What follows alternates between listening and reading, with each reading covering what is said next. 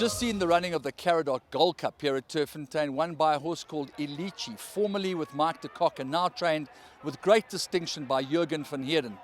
And of course it's Classic Day and Triple Tiara Day, and what a day it was for Mary Slack winning the race with Orchid Island, and of course Heavenly Blue making it a fantastic feature race double for Team de Kock.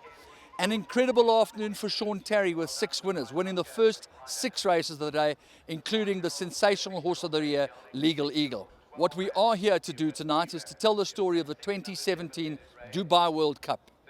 It started back in 2001 when we were there for the running of Captain Steve's Victory, trained by Bob Baffert and of course ridden by Jerry Bailey on that occasion. We've seen some incredible horses in the meantime, horses like Curlin, horses like California Chrome. But undoubtedly the most sensational of the whole lot was a horse called Arrogate. But let's start the evening's proceedings off with the 3,200 meter Dubai Gold Cup, won by Wazirabad, trained by Andre Fabre and ridden, of course, by Christophe Soumillon for the 2nd consecutive year. After we've had a chance to speak to Christophe, we'll speak to Mike de Kock about Mubtahij's gallant performance, to Patrick Cummings about the way forward for Mubtahij, and finally CNN anchor we'll speak to Ali Vance about her impressions of Dubai World Cup 2017. Sheikh Zayed Road, Wazirabad is running on, and then Samam. Beautiful Romance in front, Big Orange battling back. Wazirabad coming down the outside. Beautiful Romance led, 100 metres left to go. Wazirabad is finishing fast. Wazirabad coming in, Beautiful Romance. Wazirabad goes home too well. Wazirabad was a bit funny in the gates today again. He jumped quite slowly and then I was far back all the way, but with the pace and the ground I knew he's going to be able to finish. I'll get lucky because the filly in front stopped the last 100 meters, so she looks tired and it gave me the chance to grab her on the line. And yeah, Thunder Snow also is a great horse. I thought I won all the race, and when I came in the straight I can feel the horse hanging out, start to look for the screen. Thunder Snow, the Guineas winner. Epicharis from Japan, 200 metres out. Thunder Snow's running about. Epicharis battling back. Epicharis in front. Thunder Snow trying to raise another effort. Epicharis in front. Thunder Snow lunges again, and I think one in the last possible gasp. Christophe Soumillon may have just got him organised enough to get him to stick his nose out, but we wait a moment to go. Here's the slow-mo. Epicharis in front, Thunder Snow lunging. And he's got it. Number 13, Thunder Snow, Christophe Soumillon, back-to-back wins on World Cup night. He gets scared today about the screen, I don't know why. Just before the post time, I can feel it on him, and he did the same thing at the half of the straight. He was looking at the screen, and then when he saw the marks on the ground, he just gave me a big shift, and I was lucky to stay on him and to come back and make it on the line, because I thought he lose the race at a few strides, but finally he's a nice horse, and I think we're gonna hear about him still in the future. Furia Cressada walks up into the line, and the field continuing to load in front of a very interested crowd. And Long River goes in, Keen Ice finds his place in 10. Here he comes, Arrogate, up into gate number 9. Wardy will be the next. Mubtahij goes towards the outside. And they look to be ready. Shane Ryan has the button. Gates fly, they're racing in the Dubai World Cup, and Gold Dream slow to move, and Arrogate is last. At the end of the first 100 metres, Arrogate last as they charge down to the judge the first time. Long River has swept to the lead. Gun Runner is second past the judge, Neolithic third. Mubtahij from the wide gate will slot in on the fence. He's fourth on the turn out of the straight. A length and a half for Wardy on the inside of Special Fighter. 2 lengths away Apollo Kentucky. Furia Cressada deep move up in the middle. A length to Gold Dream, a length to Opportunity. 1.5 to Arrogate. 2 lengths to Keen Ice, and Lani is 3 lengths away at the tail of the field. Long River takes them down the back of the track. 1,200 metres left to run.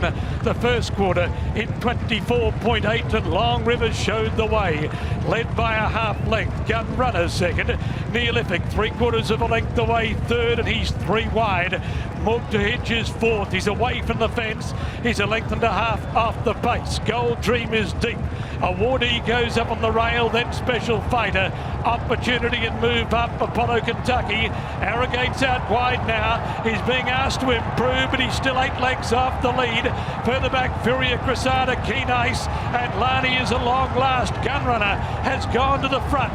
They've 550 metres left to run, and Gunrunner showed the way. Neolithic's a half length away second.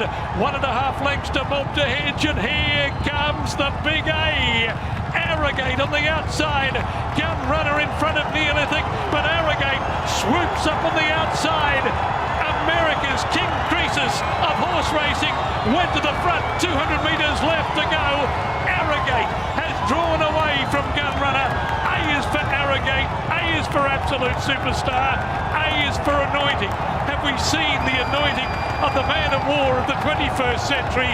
Arrogate, a brilliant winner of the Dubai World Cup from Gun Runner and Neolithic, then Mould. Bob Baffert must have had a pretty tough week knowing what he's got on his hands, but he still had to do it. Listen, Bob's the king. He knows how to do it. It's the Bob Baffert show here, World Cup, quite rightfully so. He gets the super horses, but he produces it. You know, that's the difference. I've seen a lot of people with good horses don't know what they're doing. This man knows what he's doing, and he gets them to win, and that's important. You're the first UAE horse. You've only had one run under the belt. It's a staggering performance. Yeah, it is amazing performance for this horse. You know, and a race like this, I mean, these horses like Arrogate, and they're coming in here battle hard. He ran the end of January. He'd been running consistently, Breeders' Cup, you know, all of them. And we got the horse 12th of December. He needed a break. He wasn't moving that well. So now you have the dilemma of getting him back right again. Another run under his belt. He definitely fights second or third out here tonight, no doubt in my mind. He got tired, but he was given the most unbelievable ride from Christoph. From draw 14 to get where he got, it's just superhuman almost. I mean, I've been around this track for a long time. It's nearly impossible to get there as he did. Fantastic ride, and you know, we can't complain. Really, at the end of the day, the horse was never 100% fit. You know, that's the problem here today, and that's the problem that we have all the time. It's only 10 meetings. You get the horse late in December. You've got to try and get it fit for the biggest Group 1 in the world by the end of the end of March. It's just, you know, we're just up against the 8 ball permanently. Horses leaving South Africa, coming to Dubai, get your Christmas Eve.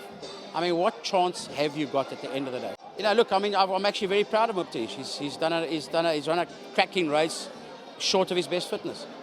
But at the end of the day, Mark de Kock can put his hand on the pillow tonight and he can say, you know what, I've run behind Pleasantly Perfect and Medallia d'Oro, well-armed, Curlin, California Chrome, Arrogate. I mean, we're talking about horses for the ages. One day we'll get to Andrew anyway. I don't lose any sleep about it because those second, third and fourth stake checks are more than welcome, please believe me. It's very gratifying when you know you've got a horse that's not quite Group 1, but he keeps on delivering his best performance all the time. Yeah, the thing is, yeah, it's very funny because when he's unfit, you can see his prep runs last year or this year.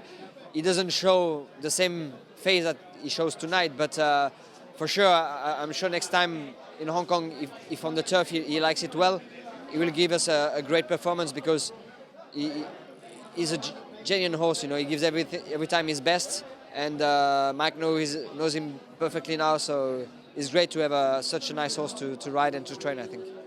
Yeah, it certainly seems like it was a great night, Bonsky. Muptahij, Mike has said, is likely to come to Hong Kong for the Audemars Piguet Queen Elizabeth II Cup, a race he's already won 2 times.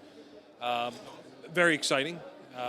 And, you know, as Mike made very clear after the race, this is a horse who was probably in need of another race anyway. He said it before, he said it after. So he was happy running 4th the way he did under what was a superb Christophe Soumillon ride. So very happy to have him come. A good day overall, despite the fact that the Hong Kong horses didn't do well, and we saw a great win from Vivlos, Joe Moreira, with a Seem crack. to have the turf very much waxed, the Japs. Yeah, and this horse, I thought it was just a tremendous jockey change to put up one of the world's best in Joe Moreira, changing from Hiroyuki Uchida, who's certainly competent at home, but Joe just brings you a certain feel, a certain sense, an aura of just, he has a touch with the horse. It's the touch that sees him now 2.5 times clear of the second in Hong Kong, based on his current win total. He's a legend of the first order, and I truly believe he is the best jockey in the world. He doesn't have the benefit of having the support of just one owner that really supports him and sends him all over. And as great as Ryan Moore is, Joe does it for everybody, and I think Joao Moreira is really the best jockey in the world. Wonderful to know that with the enormous travels that you've endured and enjoyed, that CNN still allows you to chat to the mortal channels like Teletrack. How have you enjoyed the Dubai World Cup, Ellie? It's been fabulous. I mean, what a horse Arrogate is. And I think we were all expecting him to be a superstar when he came here. And after the first 200 metres, yourself, Andrew, you must have had your heart in your mouth somewhat. And you thought that he was heading into that first term 10 lengths behind the winners. But I think, it's been said before, but a true champion can win even when he doesn't race or has it all against him in the race, and he certainly did today. And the way he sort of fought back and came from last to first just shows what a special horse he is. So we've had a fabulous Dubai World Cup and great supporting races as well. It's inevitable that it's going to head in the direction of Michael de Kock, but he's the first UAE trainer home, the first South African horse home, behind 3 very significant American horses, and he's very proud of that. We're very proud of him, and has once again showed that he's a proper soldier. He's done so well, and Mike de Kock, what a fabulous trainer he is, and he's a trailblazer for South Africa, and he really does kind of change the rules, I guess. And I know he's been sending horses over to Dubai for a number of years, but he's willing to send horses to the UK, and I mean, I'm sure that a lot of his horses will end up in the United States as well. And I know he's sort of the only South African trainer that does that, and it'd be great to see some more of them do that, but it's very difficult for trainers in South Africa to send their horses, and it takes a long time to get to the Northern Hemisphere, which is, it's that's another interview in itself, or chat in itself. But Mike has been brilliant, and we've featured him on the last month's CNN Winning Post programme and chatted to him here on Super Saturday, and he's such a nice guy. He's a real ambassador for the sport as well.